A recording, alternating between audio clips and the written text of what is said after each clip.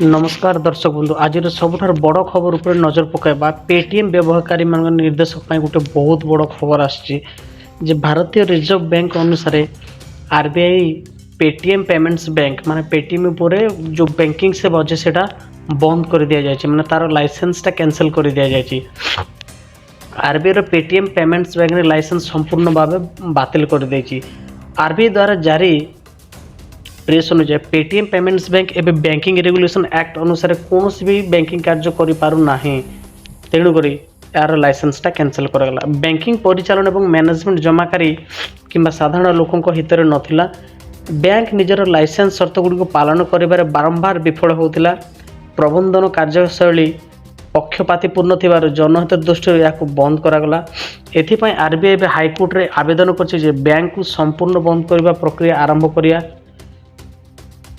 ग्राहक को टंका सुरक्षित कि क्वेश्चन आसूँ आपण टंका कौन हम यही खबर शुणा पर ग्राहक मन प्रश्न उठा स्वाभाविक जे से टंका कौन हम।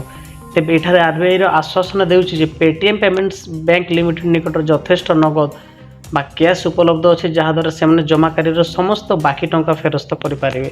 उल्लेखযোग्य जे 2022 मसीह ही आरबीआई नुआ ग्राहक जोड़ा उपर रोक लगाई।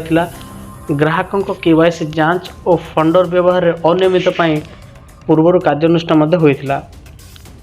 शेयर बजार यार प्रभाव कौन रही नजर पकाइबा यार प्रभाव कौन रबीआई निष्पत्ति शुक्रवार मार्केट बंद होगा पर आसूची। तेणु आसंता सोमवार पेटीएम शेयर एक बड़ हलचल देखा मिल पारे। BSE business stocks exchange share मूल्य हूँ 11,047.10 टंका रही शेयर।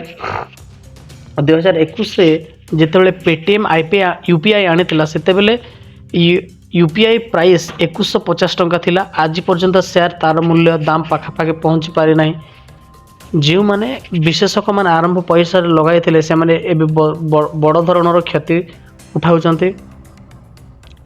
पेटीएम व्यतीत अन्य कौन सेक्टर मध्य एक बड़ खबर आसूची जे माइक्रोसॉफ्ट निजर टंका संचय करने 9000 कर्मचारी मान बाहर कर योजना करुच्ची। जदिओ यह सीधा सड़क छटे कुआए ना किंतु कर्मचारी मान भविष्य ने आशंका देखा जाउची।